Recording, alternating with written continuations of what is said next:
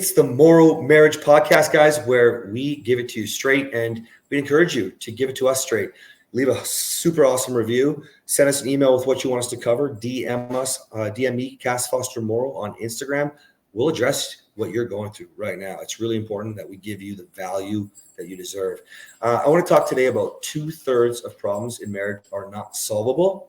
And I want to tie this to, and then there's the past. We're going to talk about why peace is so important in the home. Stop trying to lead and make decisions all the time. You should not be proud if you raised your voice and screamed at them. No matter what. No matter what. I'm Cass. And I'm Kathryn. Why am I allowing him to do this in front of our children? Why am I allowing this to happen at all? You don't get to say whatever you want to a man and push him to the point where he snaps. I might have been a really bad man the other day, but today I went out of my way to be a good man, and she thanked me for it. Is that you always want to act in the direction you want to go. So He is just a paycheck. What about his needs? we're MorrowMarriage. Let's flip divorce statistics with the new marriage. Now, honey, what's the actual statistic with problems that are not solvable? 69%. So just over 2/3 of the problems are not solvable. That means they are perpetual. A perpetual problem or a gridlocked perpetual problem is a problem that continues to surface because of a difference in belief systems, maybe core values. And instead of trying to solve it and thinking that, oh my gosh, we can't solve our problems, you just need to learn to navigate the conflict, navigate the problem and get through it without fighting. You can get through a problem without yelling, calling names, fighting, even disagreeing. You just have to understand each other. And that's the goal when you have a perpetual gridlocked problem. It's not to solve it. Don't think you're going to solve it. I love that because it's so valuable. If you realize going into it, remember guys, knowledge is power. With great power comes great responsibility. You are responsible for you and the character that you bring towards this I'm going to say almost guaranteed, but virtually you have it stacked against you that you can't solve this problem. Whether that is a schedule, whether that is how we load the dishwasher, whether whatever the stupid or massive problem, maybe it's finances, maybe it's your intimacy, Pause. Yeah. The first couple examples he gave you, solvable. The second two, really classic examples of perpetual. Finances, intimacy, things that could affect your core values or your inner beliefs, often are perpetual. The way someone unloads or loads the dishwasher, I forget what the first one was, that's something that you can solve. Talk about it, solve the problem.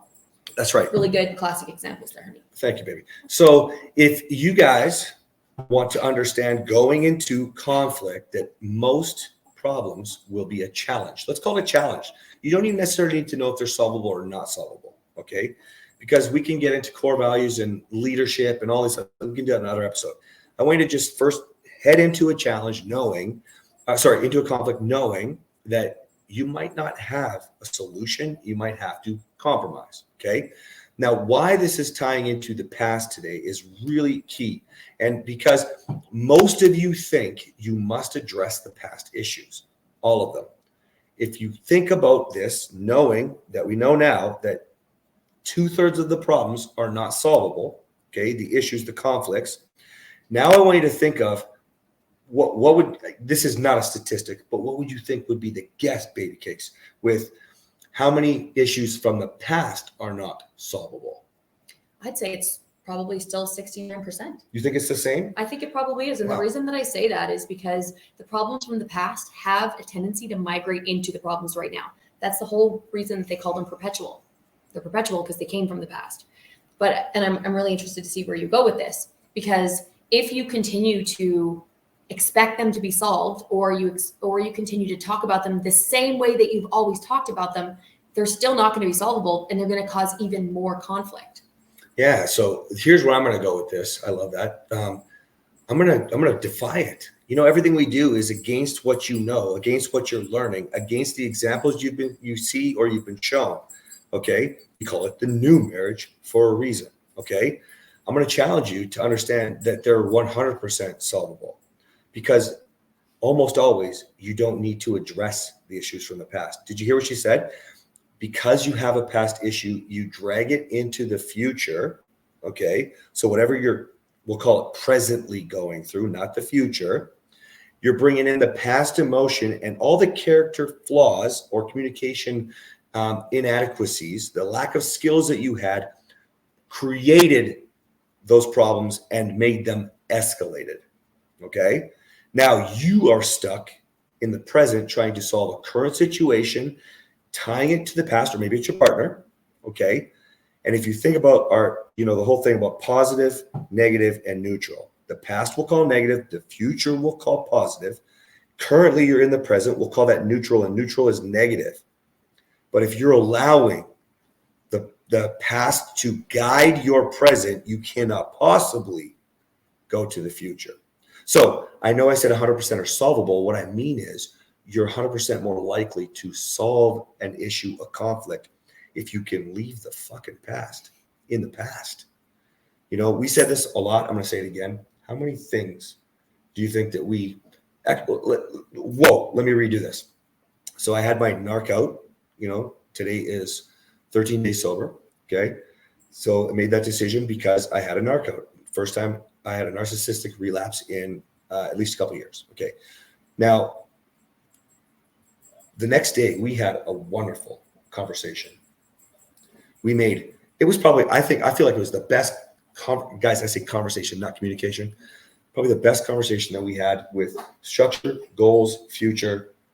Connection. Everything. Yeah. And then we just built on it all week. Now we're almost 2 weeks in. Okay.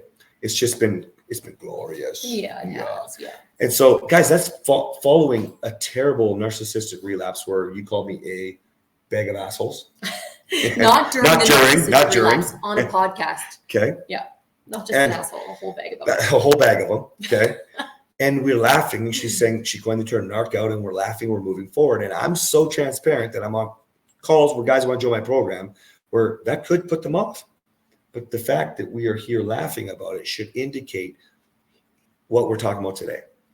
Why I want to bring this up is we didn't address past issues the next day. I came remorseful, apologized, and my solution for starters was to go sober.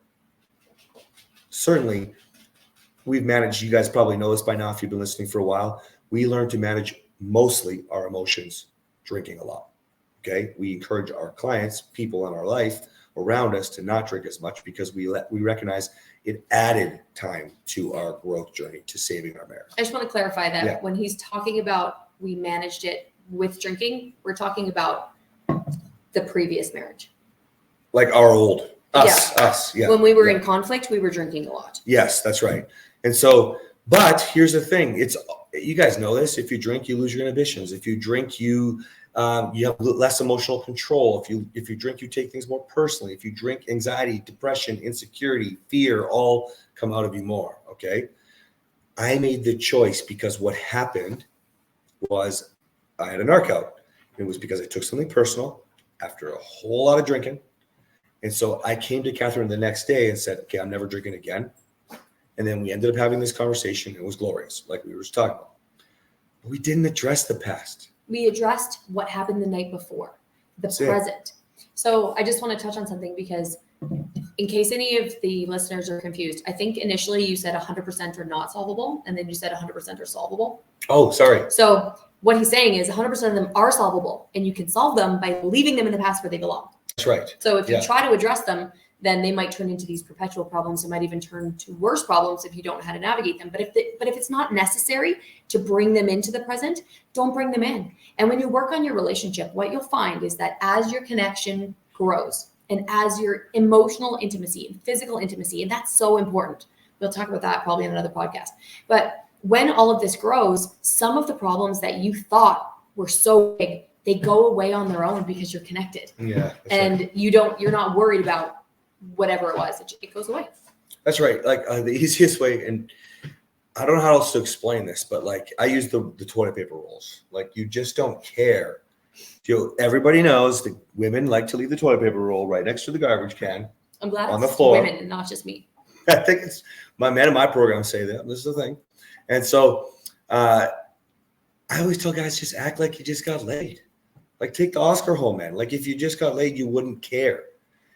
By the time you let these little things stack up, there are all these problems that you can't solve when almost always you probably could solve them. Typically, you're tying them back to the past, which is making them part of the 2/3 that can't be solved. What I believe is that the 2/3 of problems in marriage that are not solvable, that statistic, I believe, we could all in the new marriage bring that number way down if you stopped thinking about the damn past, all the little nitpicky things, all the little problems, or my needs weren't met for this or for that, and just provide structure for the future. If you're listening to this, you're the one who wants it. And it might still be 69%, but there are so fewer problems.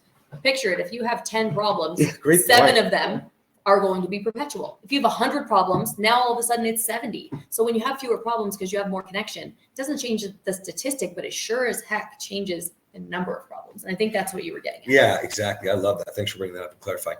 Now, before we go, I want to say this. At the end of the day, of course, one or both of you might have issues that you do need to talk about. It's not like we never talked about the past.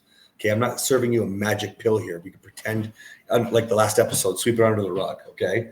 No, of course not. There are feelings that might need to come out. But again, how are you communicating those feelings? You know, there are needs that might need to be met. But are you showing up, meeting your partner's needs and understanding their feelings before you're trying to puke yours all over them, trying to solve a problem by getting your needs met? You will never solve a problem by saying me, me, me, me.